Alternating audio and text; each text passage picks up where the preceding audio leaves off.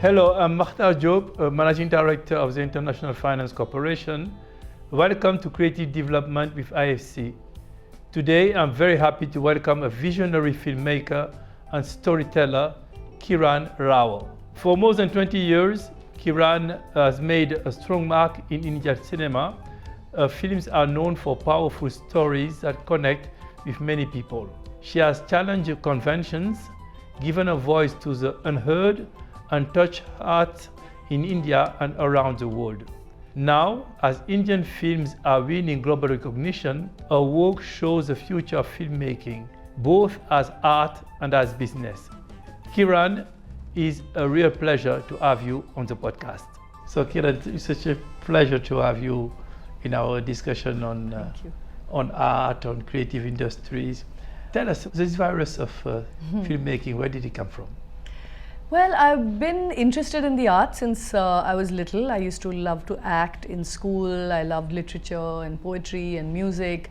But I didn't really realize that all these different art forms actually find a very beautiful common playground in filmmaking. And I only discovered that when I went to do my master's in mass communication. I actually did my bachelor's in economics and I wanted to do developmental economics. And somehow after my bachelor's, I realized that I wouldn't be entirely happy if I didn't work through the arts in doing anything that I do. So I wasn't sure what. And I was lucky enough to get into one of the most prestigious sort of universities teaching mass communication in Delhi, called Jamia Millia Islamia, and the school is called Mass Communication Research Center.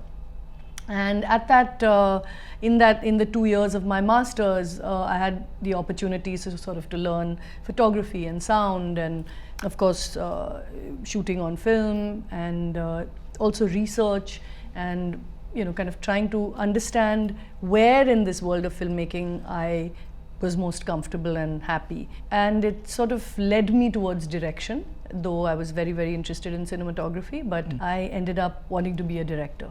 So it took many, many years after school to even realize that what I wanted to do was work in film.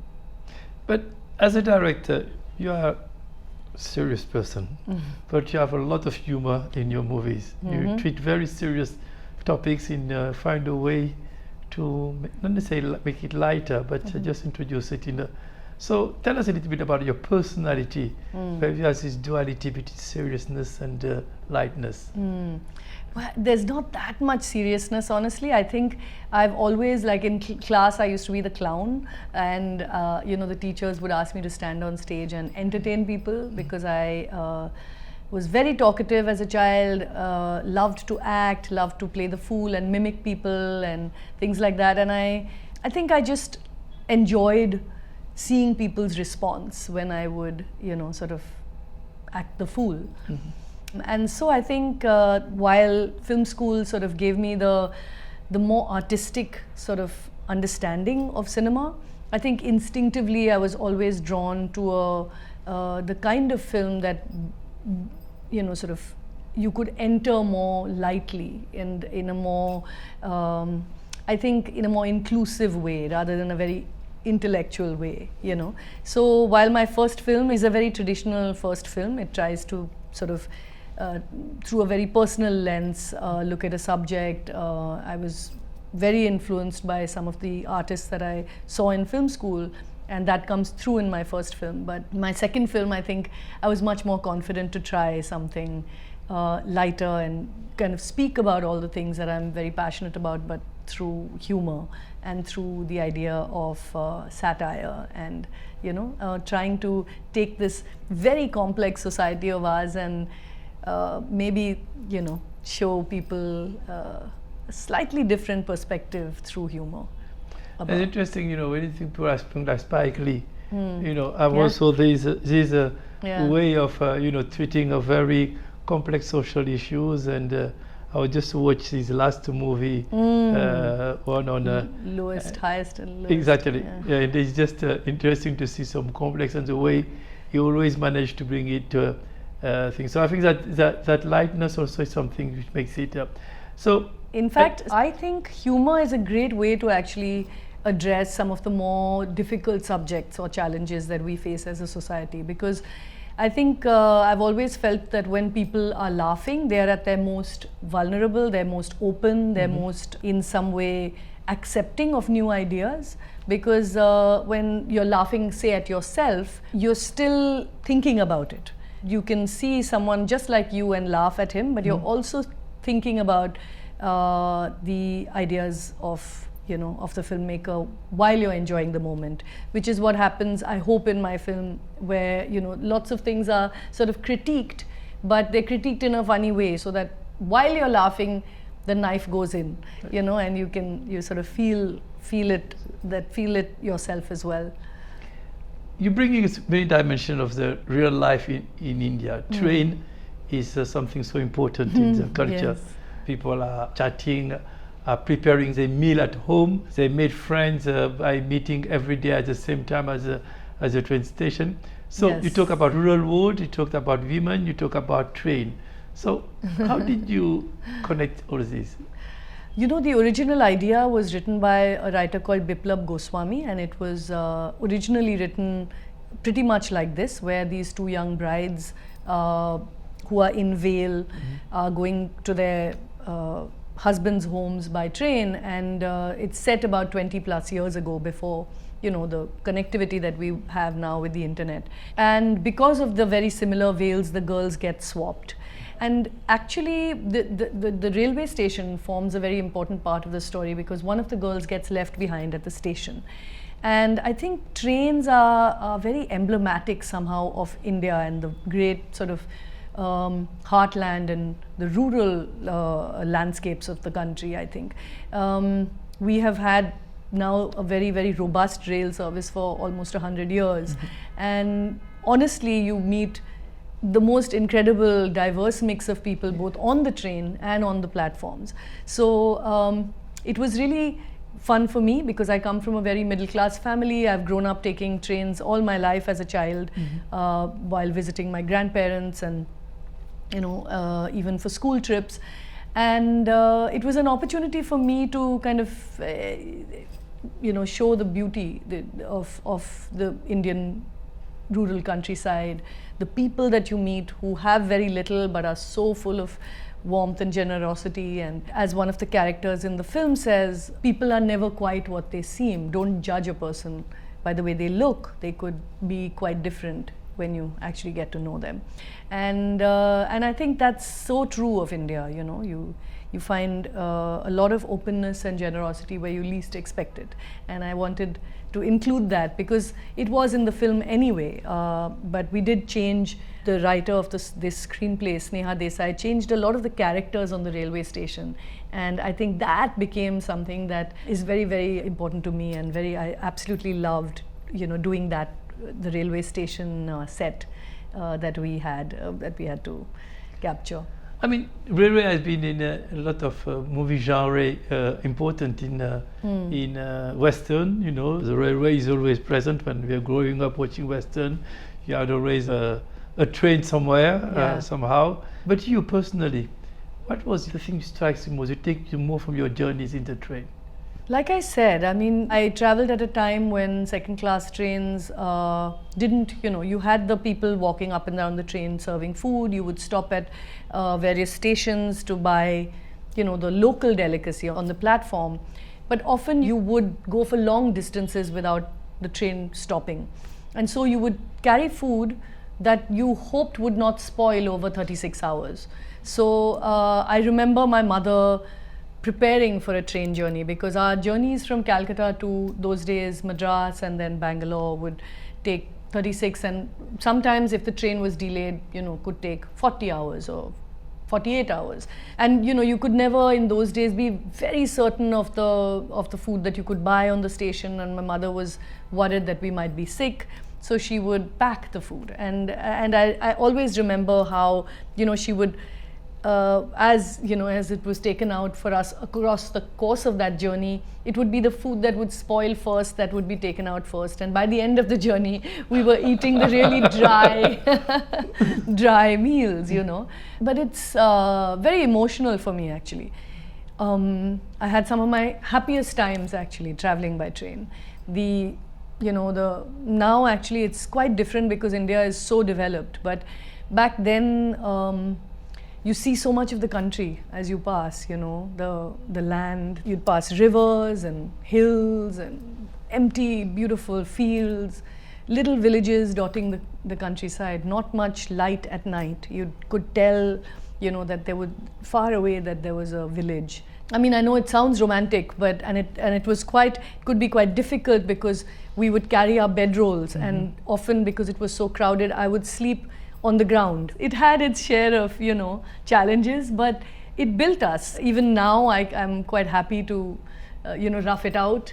So, we grew up well prepared for life, I'd like to say. And of course, as soon as the journey starts, your neighbors start opening up their food, and then it's a picnic on the train, and the whole bogie is just full of like the fragrances of India. Someone's Gujarati, someone's from the south, someone's from Bengal. You start having conversations. It was not enough that I had a very short bit in the train, but I think a lot of it comes through on the platform, where you see the kinds of people, who come to eat at Manjumai, this lady's stall. So it was wonderful for me to be able to capture some of that. So food, train, different side of India brought you to something which is, what is the role of women and the way women are treated in the society. Tell me a little bit, how did you brought all that to focus on that topic, but also how do you see that conversation not only in India but outside India? Because you travel a lot. I do, and I find it quite interesting how, despite different countries having different degrees of development, different sorts of approaches to cultural issues, to religion, etc., I still feel that most women across the world have felt in some way a resonance with my film, wherever I've shown it. For instance, in Japan, where it ran for a very, very long time, almost for a year, I had incredible conversations with people there who felt that the patriarchy that's sort of depicted in the film is not very different on some level, even if the cultural traditions are different. So I do think that women have fairly similar experiences in many, many parts of the world, even social status. It's the question is that women have been for too long conditioned to know their place, to speak when spoken to accept certain sorts of expectations of them in terms of their behavior, in terms of their own hopes and dreams. And that actually is fairly culturally agnostic. I think patriarchy has sort of transcended culture and found itself embedded almost everywhere. Of course, many countries have worked consistently, have had very, very radical and important women's movements, and have made those strides in, ensuring that women have a place on an equal stage. But I don't think it's quite there for a vast majority of women across the world. And that's what I found also traveling with my film, is that whether I've shown it in the US or in parts of, I showed it in Shanghai, in China. I've of course shown it all across the country here. I've met people who've seen it on Netflix from all over the world. They all feel a certain connection with the story, or the ideas that the story kind of tries to address. And that, I think, is for me very, very rewarding, because the idea really was to say that we need to be inclusive in our idea of equality. We need to include men in this conversation, very importantly, and we need women to be given the right to choose what they feel is the way they would like to live their lives. And that's actually, choice is what the film most sort of assertively kind of offers as a way forward. Now, AI, tell us, what is your take on AI and the creative industry in general? So interestingly, I'm actually executive producer on a film called Humans in the Loop, made by a first-time director called Aranya Sahai. And it was a film actually that came out of a fund by an initiative called Museum of Imagined Futures. And the idea was to try and look at the intersection of technology and society and responsible tech.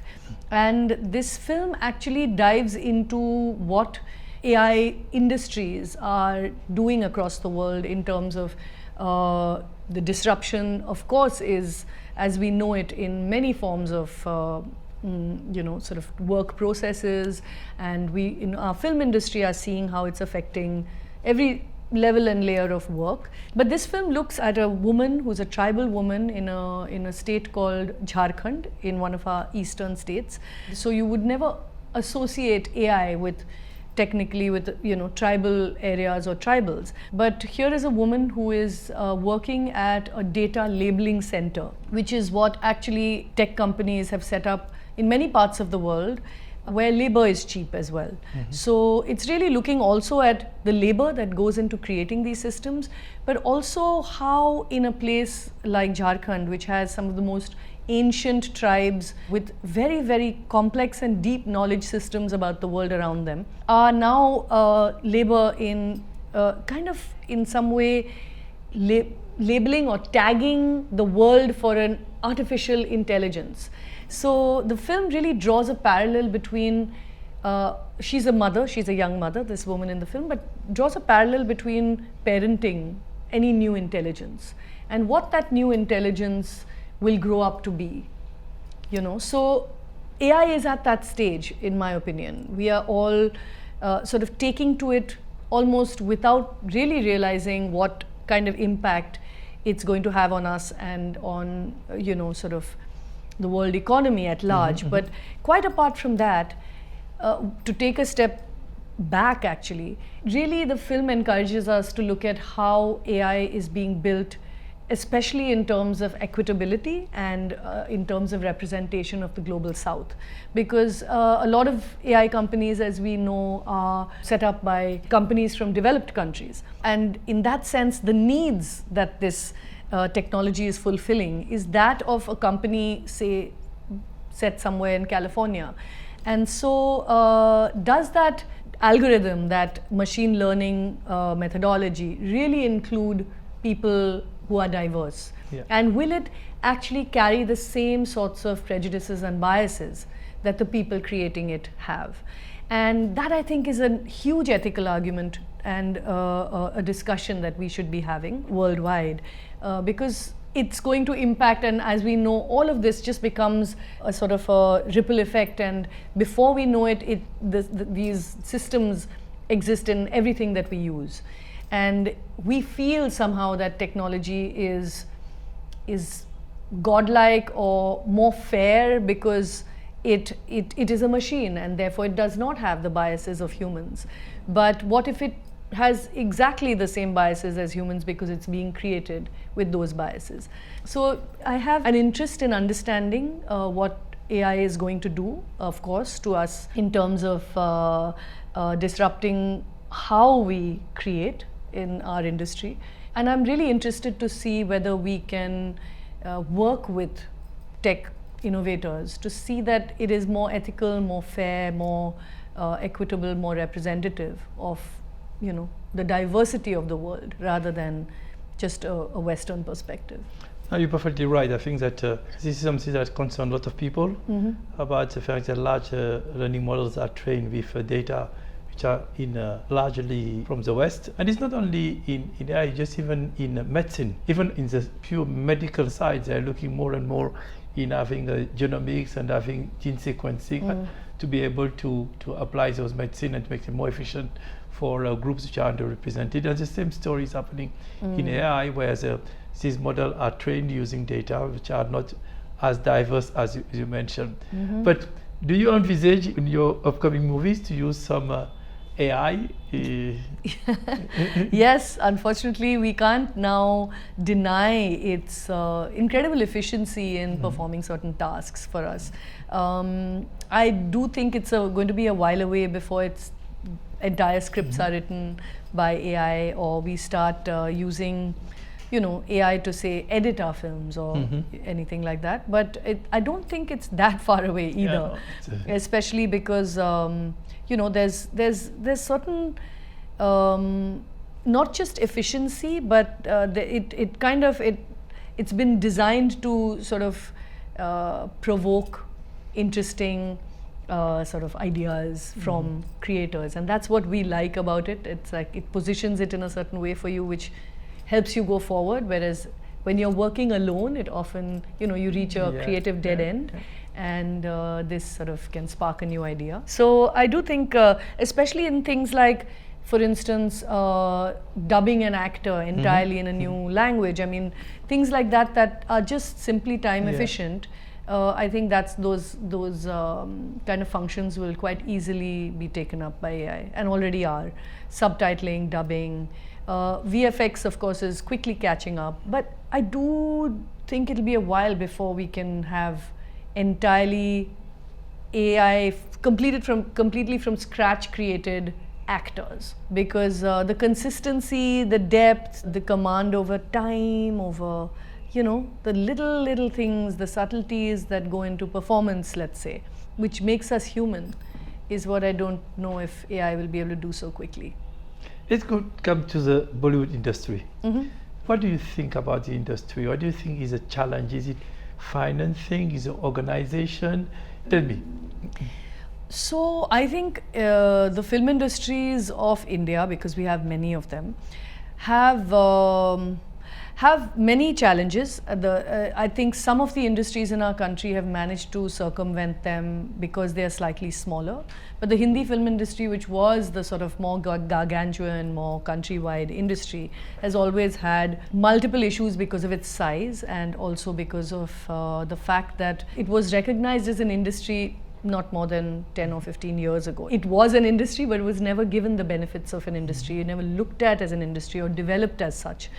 And so I think organization, even sort of policy around filmmaking, which would encourage a more, sort of long view on what the industry can build in terms of culture, in terms of, just film infrastructure for a new generation of filmmakers, is completely lacking. We have filmmakers or producers or studios that are entirely dependent on themselves and their own wherewithal to create or to make profits, and then plow that back into cinema. And what that does when you have the short view of, sort of recouping on an investment, is that you're not really looking to develop an industry for the long term, for risk taking, for new types of storytelling. You're looking at what would work so that you could recoup your investment. And I think that has been the biggest challenge. And I know a lot of people are always complaining about the quality of storytelling and the fact that they're not newer stories, or the Hindi film industry is not taking enough risks. And as a producer, I know that comes from the fact that nobody has your back. So what ends up happening is everybody is sort of working in their silos, and it's not creating a good ecosystem that's healthy, that encourages new voices, that allows for new kinds of storytelling, that also rewards good storytelling. So I feel there's, it's quite a long conversation. It's something I feel that needs really systemic kind of an overhaul. It needs all the stakeholders to come together to understand where we are going wrong and how we could set it right. And having the government look at the different film industries of India as a soft power, as a cultural sort of ambassador for the country, investing in these industries more actively would be a great fillip. So that's what I mean, it's a complex conversation, and I do think that because of streaming, for instance, the film industry for a moment felt like, okay, we can sidestep the kind of stranglehold that exhibitors and distribution have on our films getting to an audience, and we can create films and series for OTT. But that's also in the short run has proved to be a bottleneck, because there's only that much content that even a streamer can actually acquire or commission. So many things affect Do you us. think that there is enough patient capital going to the movies industry? No, not enough capital, no.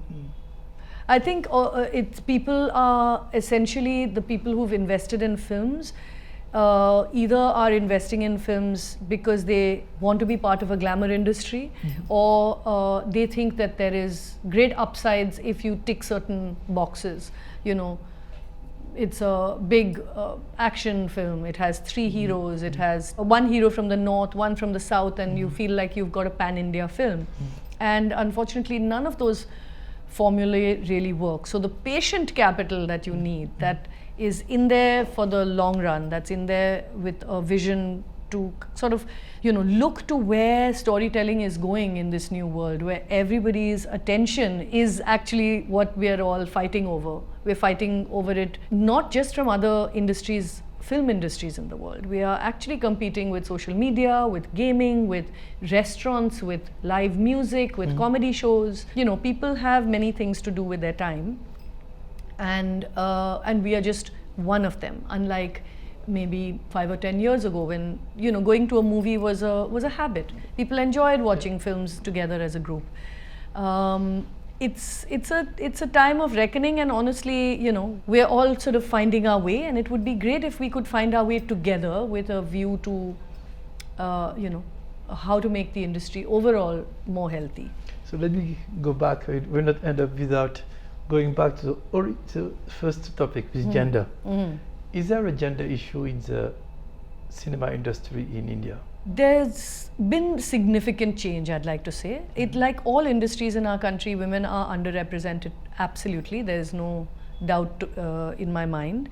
In fact, there's quite a few studies to show how women, both off-screen and on-screen, are quite underrepresented, both in terms of being part of the crew, especially in decision-making roles like director, producer, cinematographer, you know, writer. But quite apart from being underrepresented, what I've felt is that in the last 20 years, 25 years that I've worked in film, there's been a significant uptick in women joining the industry, not just as actors. I can take pride in that. I, as someone who came into the industry with no background in film, no one I knew at all, was very warmly welcomed. Worked with people who treated me exactly the same. I've never faced, barring, you know, you find misogynistic people everywhere. It's not just in the film industry. So there have been occasions when I've had run-ins with, you know, a particular cinematographer who didn't like to be told by a young slip of a girl what to do because she was the first AD, and he didn't think first ADs were anything. So there have been, of course, instances like that, but by and large, I have to say that the industry has been incredibly welcoming of women. And I think it's hard for anyone, it's not just women. Anyone coming into the industry has to fight to get their story heard, to find the right producer, the right actor, to back their story. It's regardless of your gender. So we want to encourage women to be confident and follow their passion, fight for the stories that they believe in, and they'll eventually find a director that, or a producer, or a you know, backing for their story. I can talk to you for hours, and I look forward to seeing your new movie also. Yes. On AI. Yes. Because what you say, raising a kid while you have also technology which is growing like a kid, is something, a nice parallel to think about, and the way you're looking at it is quite exciting. You know, IFC, we are getting into that industry. We are working with some directors. We are learning because it's an area which is Please come to India as well. So, and we are already in India, starting talking to some. Wonderful. And we will be maybe talking to you one of these days. Excellent. That sounds absolutely wonderful. Thank you. Thank you so very much, Kiran. Yeah.